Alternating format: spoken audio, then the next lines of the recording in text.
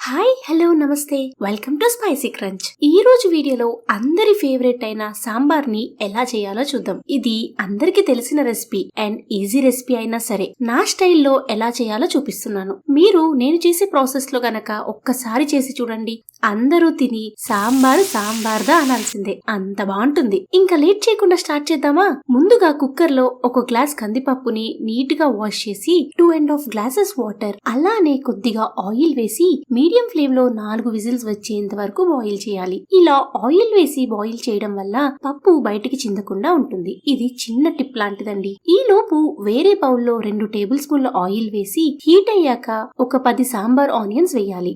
అలానే ములక్కాయ pieces, 1/2 cup carrot ముక్కలు, 1 కప్ సొరకాయ ముక్కలు, 1 కప్ టమాటో పీసెస్, 4 పచ్చిమిర్చి చీలికలు వేసి ఆయిల్ లో మీడియం ఫ్లేమ్ లో బాగా టాస్ చేయాలి.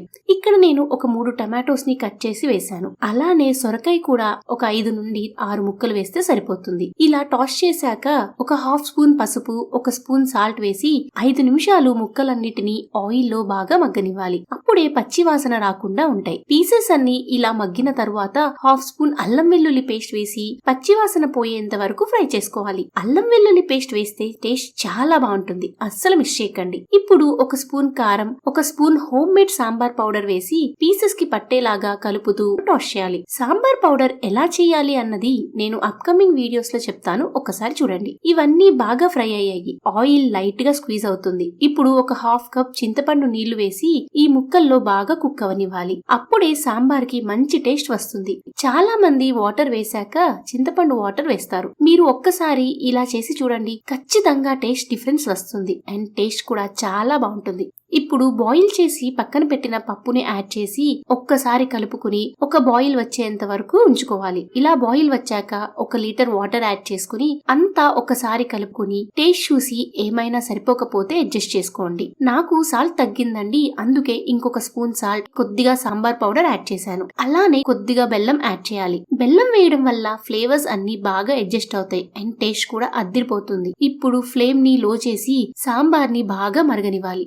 మధ్యలో కలుపుతూ మరగనివ్వాలి. సాంబార్ కి అసలైన టేస్ట్ బాగా మరిగితేనే వస్తుంది. సాంబారు కాస్త మరిగే లోపల వేరే స్టవ్ మీద పాన్ పెట్టి 2 టేబుల్ స్పూన్ల నెయ్యి వేసి 1 టేబుల్ స్పూన్ ఆవాలు, 1 టేబుల్ స్పూన్ జీలకర్ర వేసి ఎర్రగా వేగనివ్వాలి. ఇవి కాస్త ఫ్రై అయ్యాక లైట్ గా క్రష్ చేసిన ఒక 6 వెల్లుల్లి రెబ్బల్ని వేసి కొంచెం ఫ్రై అవనివ్వాలి, లేదంటే పచ్చివాసన వస్తాయి. ఇప్పుడు 4 ఎండుమిర్చి, కొద్దిగా కరివేపాకు రెబ్బలు వేసి ఫ్రై అయ్యాక స్టవ్ ఆఫ్ చేసే ముందు ఒక 1/2 స్పూన్ ఇంగువ వేసి తాలింపుని దింపేసుకోవాలి. ఇలా నెయ్యి వేయడం వల్ల సాంబార్ కి మరింత టేస్ట్ వస్తుంది. ఇప్పుడు ఈ తాలింపుని మరుగుతున్న సాంబార్ లో వేసి ఒక్కసారి కలుపుకుని మరో 5 నిమిషాలు మరగనిస్తే మన టేస్టీ సాంబార్ రెడీ. దీన్ని వేడి వేడి అన్నంలో ఒక మంచి ఫ్రై పడాలతో తింటే ఎవ్వరైనా అనాల్సిందే, సాంబార్దా అని. ఆ టేస్ట్ అలా ఉంటుంది. ఇది వైట్ రైస్ లోకే కాదండి, ఇడ్లీ, దోశ, వడ లాంటి మన సౌత్ ఇండియన్ బ్రేక్ఫాస్ట్ కి దేనికైనా సరే బెస్ట్ కాంబినేషన్. ఏంటి, నచ్చింది కదా? మరి వెంటనే ట్రై చేసి మీకెలా వచ్చిందో నాకు కమెంట్ బాక్స్ లో చెప్పండి.